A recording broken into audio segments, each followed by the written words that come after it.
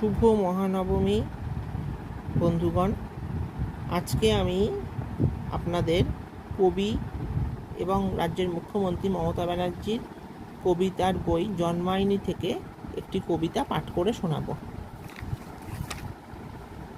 এই কবিতার বইটি উনি সাংবাদিক গৌরকিশোর ঘোষের স্মৃতির উদ্দেশ্যে লিখেছিলেন।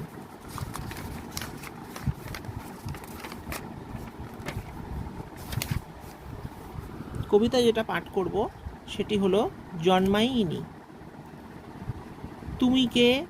অবাক পৃথিবী, তোমার নাম জানতে নেই।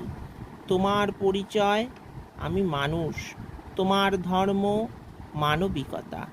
তোমার গতি শেষ নেই যার, তোমার মত মাপা যায় না। তোমার পথ মিষ্টি পথ, তোমার ব্যথা জীবন গাথা। তোমার স্বপ্ন নীল আকাশ, তোমার কল্পনা বাস্তব ভাবনা। তোমার জন্ম বিসর্জনের দিন, তোমার মৃত্যু জন্মায়নি তো